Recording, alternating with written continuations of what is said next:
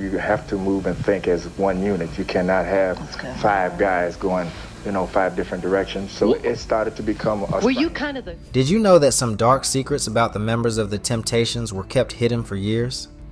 What really went on behind the scenes at Motown? Were there things that the public never knew about the famous group? Why did these secrets stay hidden for so long?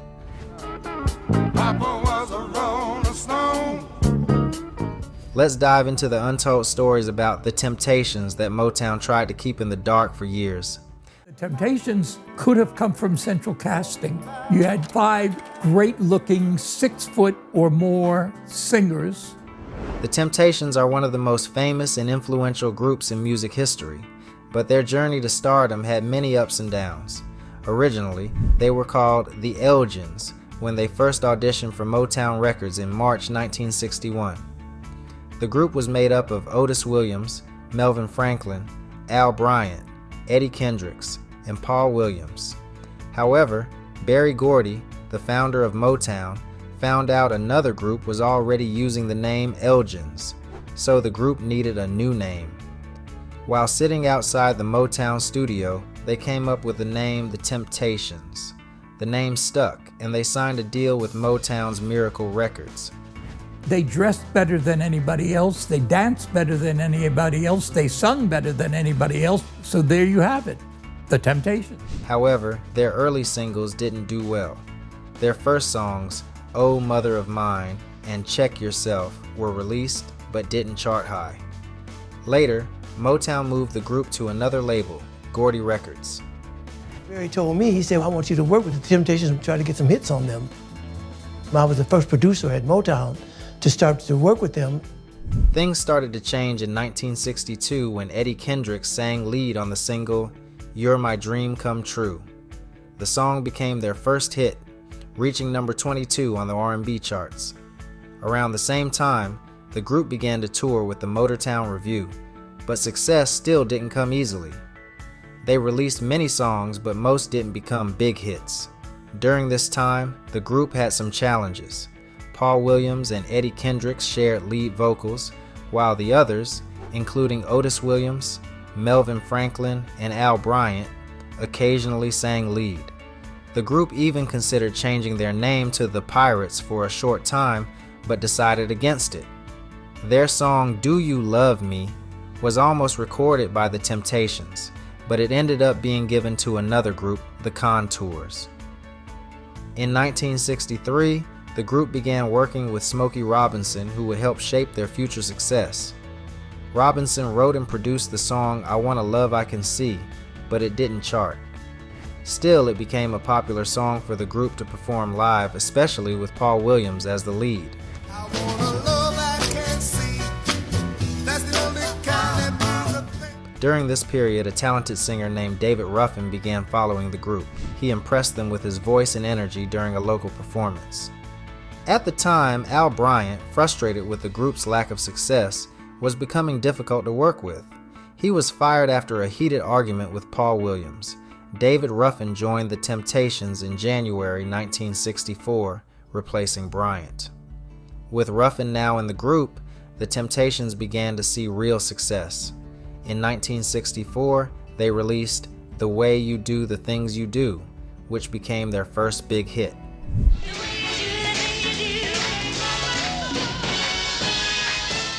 This song, along with others, helped the group get noticed and led to their first album, Meet the Temptations, in early 1964. From there, their success would only grow. Al Bryant, one of the original members of the Temptations, began to get frustrated as the group's success grew. What's wrong with you, man? Come on. That's it. You're out. He's gone. He's gone. Tell me I'm fired, Eddie. He didn't like how slow things were moving and started missing practices. He even began having fights with the other members. According to Otis Williams, Al also started drinking more, which made his attitude worse. Things got worse when Al attacked Paul Williams with a beer bottle during an argument. Despite this, Paul convinced the others not to kick Al out of the group. But Al's behavior got even worse. At a Christmas party in 1963, he caused trouble again, and this time, the group decided it was too much. They fired him. Years later, after a show in Detroit, the Temptations ran into Al. He looked very different. His hair was messy and he had dark circles under his eyes. Otis noticed he seemed very sad. Sadly, Al Bryant passed away on October 26, 1975, at just 36 years old from cirrhosis of the liver. His story was a sad reminder of how a promising career can be ruined by personal struggles.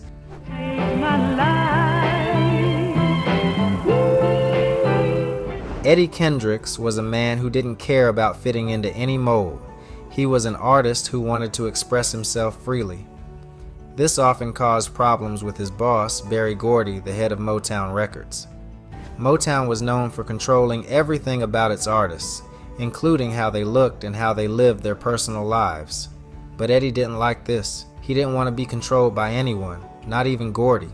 He wanted to make his own choices and have the freedom to do what he loved without anyone telling him what to do. This was more than just about music. It was about respect. Eddie wanted his voice to be heard and he wanted to be able to make decisions on his own. He didn't want to lose his true self just to fit into what Motown wanted. Gordy, on the other hand, wanted all his artists to follow his rules. He had built Motown from the ground up and expected everyone to do things his way. If an artist didn't follow his rules, they risked losing their place in the company. Eddie was not only a singer in the Temptations, but he also helped write some of their songs. He played a big role in shaping the group's sound and style. He wanted to make sure that people knew how important his work was to their success.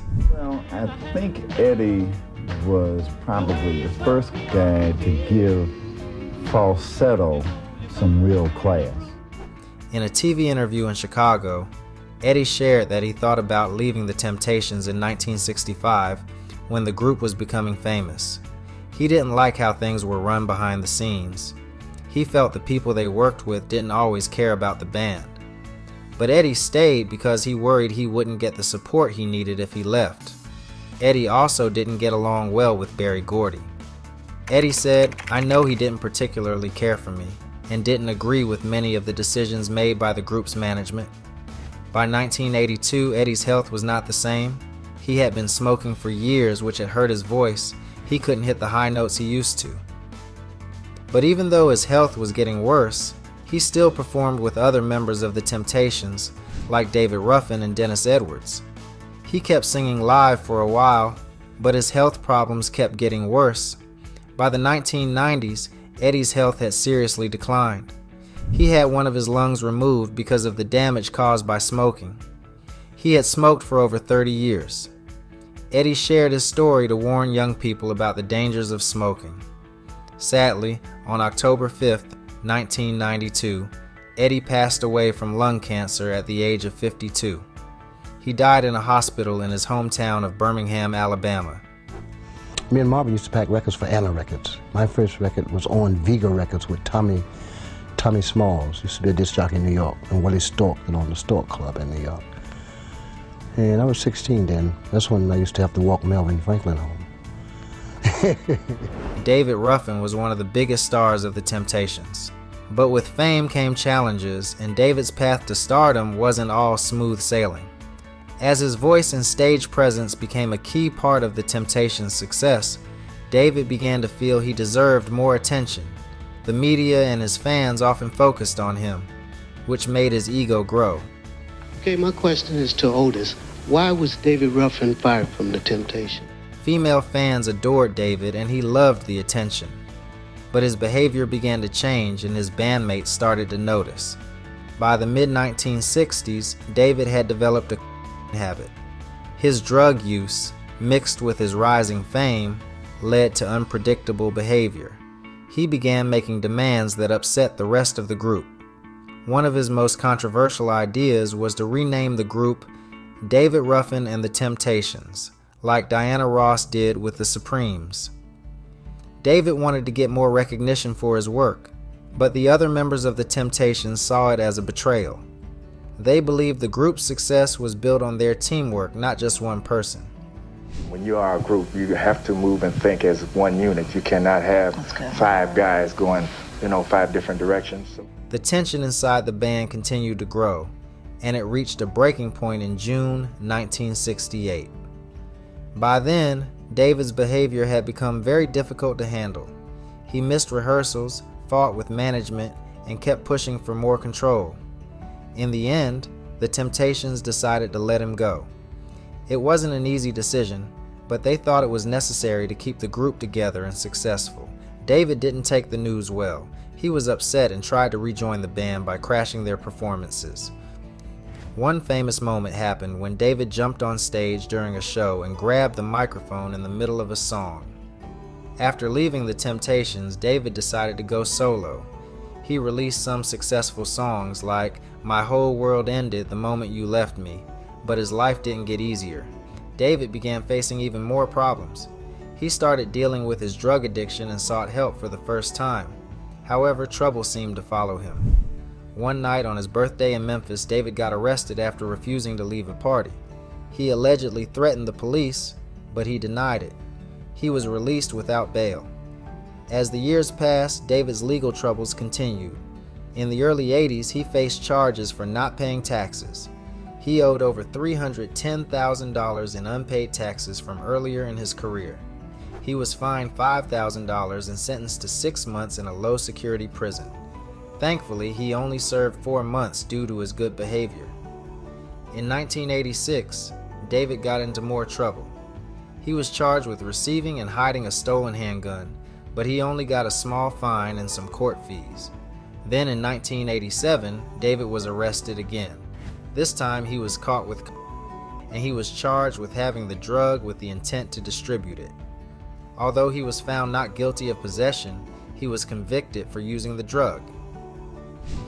Well, you see, when we first started out, we made a vow that we would not change, because we had heard about Frankie Lyman leaving the Teenagers and Tony Williams leaving the Platters, so we made a vow. David's troubles didn't stop there. In 1989, he was put on probation for 2 years because he kept breaking the rules. The court also made him do 50 days of community service and go to rehab. David went to a 28-day treatment program in New York, which was a big step for him. Sadly, despite his efforts to get clean, David's life took a tragic turn. In 1991, after a month-long tour in England, he passed away from an accidental drug overdose.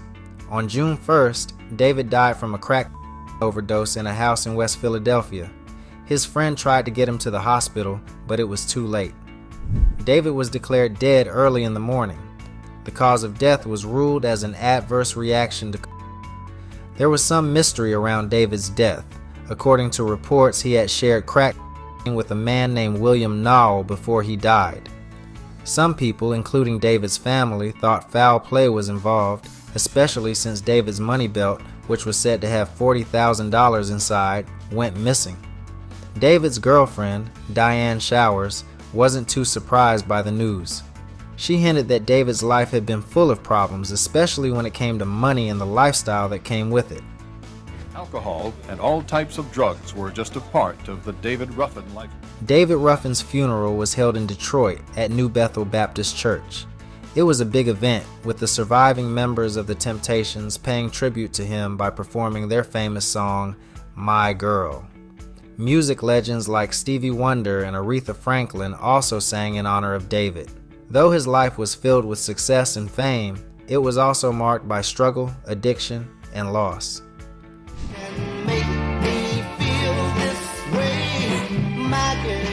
Dennis Edwards, a name that still rings in the hearts of music lovers, was one of the most powerful voices in the world of soul music. Meantime, Chicago police are investigating the death of Temptations lead singer Dennis Edwards. There are allegations involving his wife. But his life, like his music, wasn't without challenges and controversies. Born in Fairfield, Alabama, Dennis Edwards grew up in a religious family. His father, Dennis Edwards Sr., was a preacher, and it was in church that Dennis first found his love for music. As a teenager, he joined a gospel group called the Mighty Clouds of Joy. It was clear that music was his calling. At 18, Dennis formed his own group, Dennis Edwards and the Fireballs, where he started to dive into jazz and soul music. He auditioned for Motown Records and was taken on as a retainer. This opened doors for him, and he soon found himself temporarily filling in for the lead singer of the Contours when the singer fell ill. But it wasn't long before he joined the Temptations in 1967, marking the beginning of a legendary era. Dennis Edwards' time with the Temptations was groundbreaking. He replaced the powerful voice of David Ruffin, who had been a key part of the group's success. Many wondered if Edwards could live up to Ruffin's legacy, but he more than proved himself. His voice, deep and soulful, became the perfect fit for the group during their psychedelic soul phase in the late 60s and early 70s. Songs like Cloud 9 and Papa Was a Rolling Stone became big hits, and Edwards' powerful vocals were at the heart of their success. However, in 1977, things took a turn. Edwards asked for a $1 million contract, a demand that the group's management rejected. Feeling slighted, Edwards left the Temptations. Looking back on this decision later, he admitted, "I was young and mad." It wasn't long after his departure that the Temptations left Motown and signed with Atlantic Records. Although Edwards faced some tough times after leaving the Temptations, he still had a successful career. His voice was unmatched, and he worked with other greats in the industry. But his personal life was filled with its own challenges. Dennis Edwards faced health problems for years, and in 2017, he had to take a break from his music to focus on his recovery. Sadly, in February 2018, Dennis Edwards passed away due to complications from meningitis. He died in Chicago just 2 days before what would have been his 75th birthday. His death was made even more tragic by the allegations surrounding it. Just weeks before his passing, a protection order was filed against his wife, Brenda Edwards. The order accused Brenda of neglecting and even abusing Dennis in the months leading up to his death. Among the disturbing claims were that Brenda had taken away Dennis's hearing aids, cell phone, and iPad. Even more troubling were allegations that she tried to suffocate him by holding his head face down on the bed. These accusations shocked fans and friends alike. Dennis Edwards' daughter, Isa Pointer Stewart, who was also a singer, added to the controversy by saying she didn't hear anything from her father's doctors about meningitis. She felt that something wasn't right. Brenda Edwards, however, denied all the accusations, calling them false and defamatory. Later in 2018, an investigation cleared her of the charges, and no evidence of was found. Despite these tragic and confusing events, the music world has continued to honor Dennis Edwards' memory. Otis Williams, the last surviving member of the Temptations, tweeted his condolences after Edwards' death. He praised his fellow Temptations member for his incredible contribution to the group's legacy. Berry Gordy, the founder of Motown Records, also paid tribute to Edwards, calling him the perfect artist to join the group at a crucial time in their career. Dennis Edwards' voice will always be remembered as one of the most powerful in soul music. He wasn't just a replacement for David Ruffin. He was an artist in his own right, with a voice that could move mountains. Even though his life ended in controversy and sadness, his music lives on. Songs like Cloud 9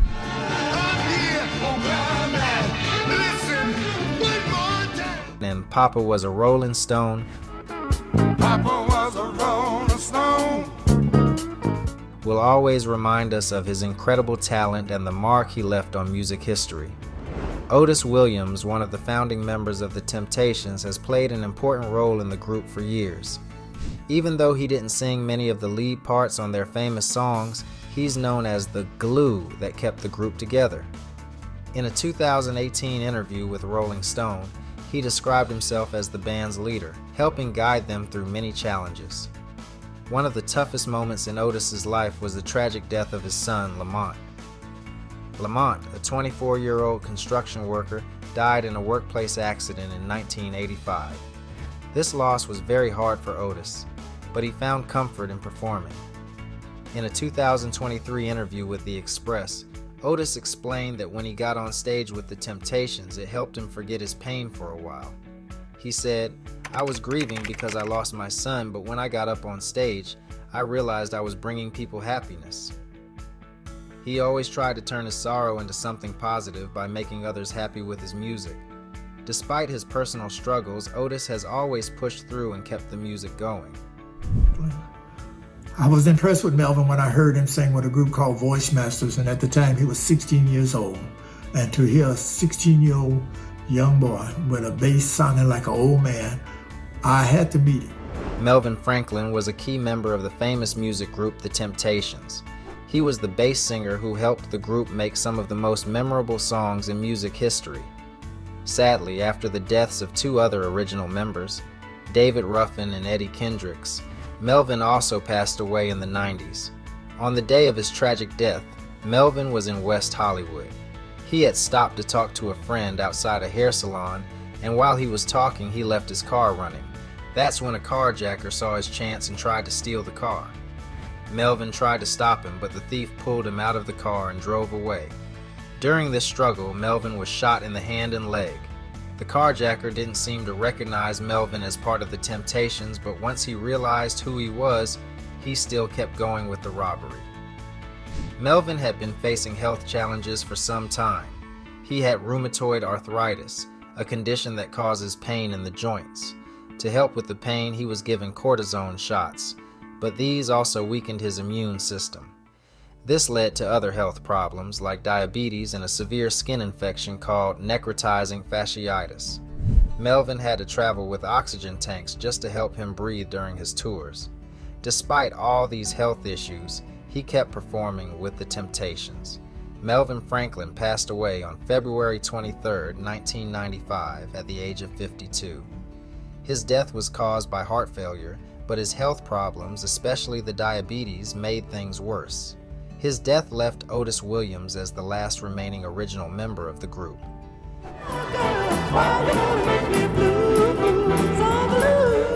In his book, Otis Williams shared a heartfelt memory of his friendship with Melvin. They had been close for over 30 years, and Otis wrote that Melvin was like a brother to him. He said that after the deaths of Eddie and David, it was just him and Melvin, and they were able to understand each other in a way no one else could. They had shared so much together, and Otis missed him deeply. And when you are a group, you have to move and think as one unit. You cannot have five guys going, five different directions. During their earlier days as a group, Paul Williams was the only member of the Temptations who abstained from alcohol consumption. He would, in fact, lecture his bandmates about ruining their health whenever he'd catch them covertly drinking. That's why it's tragically ironic that Williams descended into alcoholism as the Temps began to enjoy massive success as one of Motown's most popular acts.